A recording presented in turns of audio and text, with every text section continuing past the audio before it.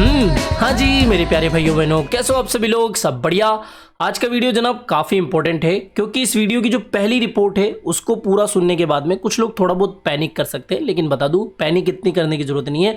लेकिन जो सच है भैया वो तो सच है, भले ही कड़वा हो या फिर मीठा, एक्सेप्ट तो हमें करना ही है। तो जरूर सब वीडियो को पूरा देखना। और 2-3 इंपॉर्टेंट अपडेट्स और आई है, हमारे इंडिया से भी कुछ अपडेट्स आई है, उनको भी सुनेंगे हम। तो जल्दी से वीडियो को शुरू कर लेते हैं। और जनाब देखो, मार्केट की अगर इमरजेंसी अपडेट, इंपॉर्टेंट अपडेट आपको मिस नहीं करनी है तो क्यों नहीं ट्विटर टेलीग्राम को ज्वाइन करते हो, बिल्कुल फ्री ऑफ कॉस्ट है, मस्ट आपको ज्वाइन करना चाहिए। लिंक आपको वीडियो की डिस्क्रिप्शन बॉक्स में मिल जाएगा। आई होप आज तो आप कर ही लोगे, ठीक है। अब बिटकॉइन का मूव डिस्कस करने से पहले मैं आपको एक इंपॉर्टेंट रिपोर्ट बताता हूं। वॉल स्ट्रीट जर्नल, देखो जितने भी क्रिप्टो से जुड़े हुए लोग हैं, फाइनेंस या बेसिकली मैं यूं कहूं कि फाइनेंस से जुड़े हुए लोग हैं, उनको पता है कि वॉल स्ट्रीट जर्नल कितनी प्रतिष्ठित मीडिया संस्थान है।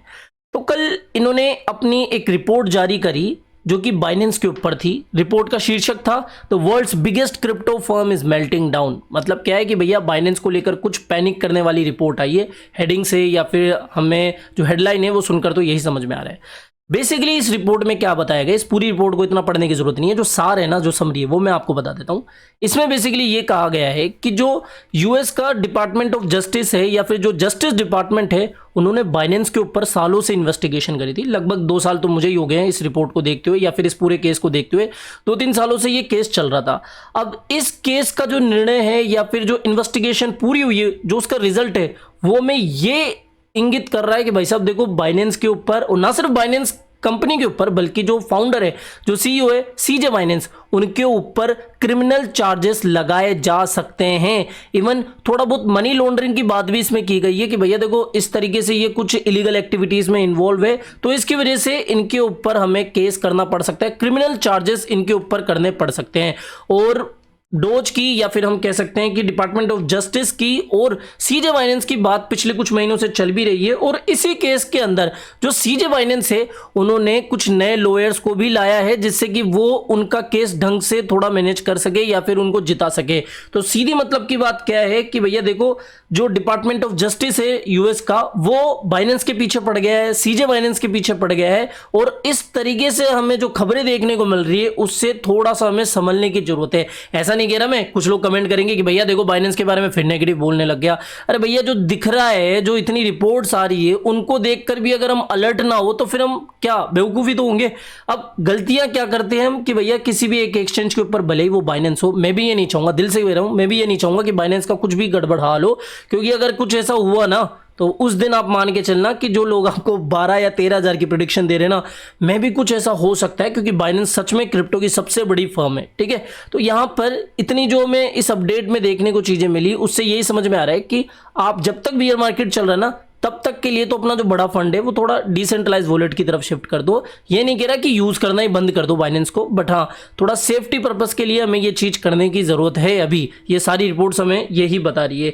लेकिन एक चीज और आपको बताऊं, जब आप इसको डीपली पढ़ोगे ना, तो इसमें कुछ ऐसा नया नहीं बताया गया है कि जो हमें पहले किसी रिपोर्ट में नहीं देखने को मिला था।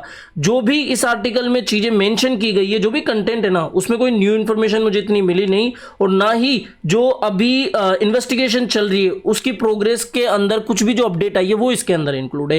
लेकिन जो समरी है ना, वो फिर से हमारे सामने इस रिपोर्ट के माध्यम से रखी गई है। तो जो मेन बात है वो मैंने आपको बता दी कि भैया जब तक बियर मार्केट थोड़ा चल रहा है, उसको हम अपना जो फंड है उसको हम बाइनेंस से निकाल के डिसेंट्रलाइज वॉलेट में रखेंगे।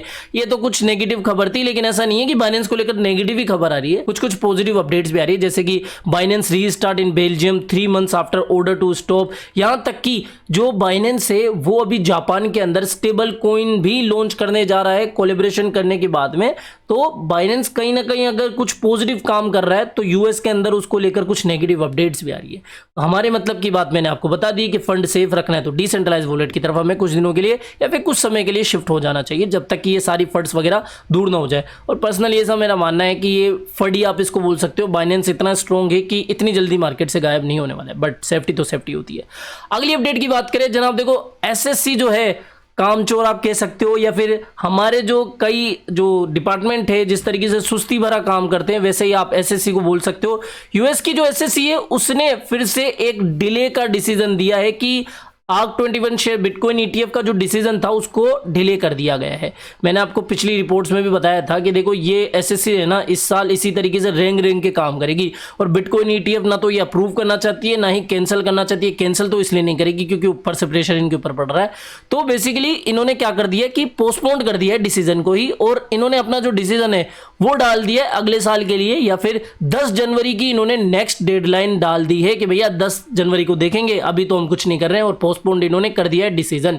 और ना सिर्फ इन्होंने 21 शेयर बिटकॉइन ETF का डिसीजन डिले करा है, इन्होंने जो ग्लोबल एक्स बिटकॉइन ट्रस्ट है उसका भी जो डिसीजन है वो डिले कर दिया है। तो भैया इससे क्या समझ में आ रहा है कि SEC जो है कहीं ना कहीं इस पूरे मामले से कुछ समय के लिए अपना हाथ पीछे करना चाहता है, जब तक कि चीजें उनके अकॉर्डिंग पूरी सही ना हो जाए या फिर उनको कुछ सूटेबल चीजें ना मिल जाए। और एक रिपोर्ट और आई है कि US में, जैसा आपको बता रहा था कि कैंसिल तो ये नहीं करेंगे क्योंकि ऊपर से कुछ ना कुछ प्रेशर मिल रहा है। अभी US हाउस के जो लॉ मेकर्स है वो भी SEC के ऊपर, जो गैरी गेंसलर चेयरपर्सन है, उनके ऊपर दबाव डाल रहे हैं कि भैया देखो आप जो कर रहे हो वो बिल्कुल गलत है, स्पोर्ट बिटकॉइन ETF को आपको इमीडिएटली अप्रूव करना चाहिए। तो इस तरीके से जो US हाउस के लॉ मेकर्स है वो भी इनके ऊपर दबाव डाल रहे हैं, लेकिन इन सभी दबावों के बावजूद भी गेंसलर तो गेंसलर है, वो अपना डिसीजन सुना देते हैं। तो उन्होंने ये जो डिसीजन है वो सुनाया है।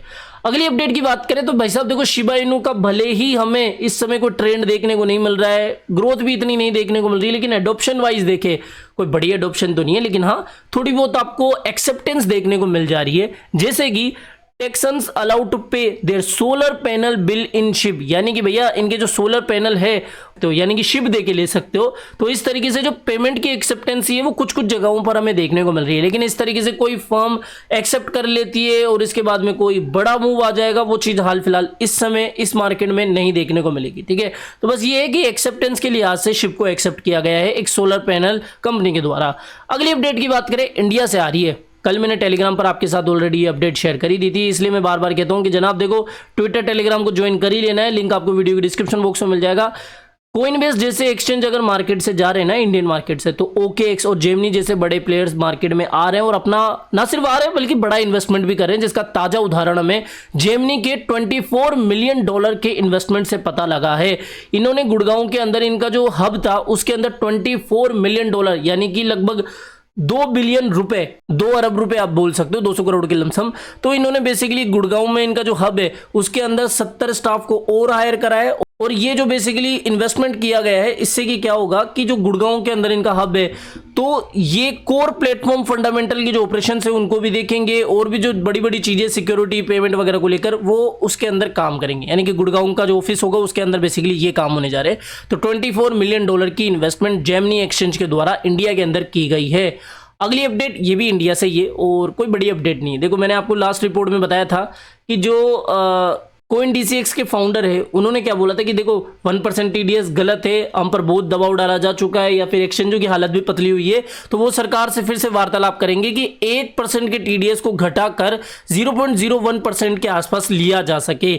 अब यहाँ पर इंडिया की जो सबसे जाने माने एक्सचेंज है वजीरेक्स, उसके जो फाउंडर निश्चल शेट्टी जी, उनकी तरफ से भी 1% TDS के ऊपर क्या स्टेटमेंट आया। बेसिकली उन्होंने कहा कि ये जो 1% TDS है ना, ये won't work for high frequency trading, ये सही से काम नहीं करेगा। और इन्होंने ये भी कहा कि देखो इन्वेस्टर के हिसाब से अगर आप देखोगे ना तो कोई बड़ा मसला नहीं है 1% TDS, क्योंकि वो क्या करते हैं एक बार के लिए, जैसे आज मैंने बाय कर लिया, वही 6-7 महीनों के लिए गई बात या फिर साल 2 साल के लिए गई बात, तो 1% TDS उस समय तो परेशानी का कारण नहीं बनता है। लेकिन अगर आप फ्रिक्वेंटली ट्रेड कर रहे हो, डेली ट्रेड कर रहे हो, तो उस समय तो भैया ये पंगा करेगा ही, क्योंकि हर बार 1% TDS हर ट्रांजेक्शन पर, ये तो लॉजिक वाली बात नहीं बनेगी, प्रैक्टिकली नुकसान ही होने वाला है, या फिर जो लोग हैं वो इस चीज से कहीं ना कहीं प्रभावित होंगे और इंटरनेशनल एक्सचेंजों के ऊपर फिर शिफ्ट भी होंगे।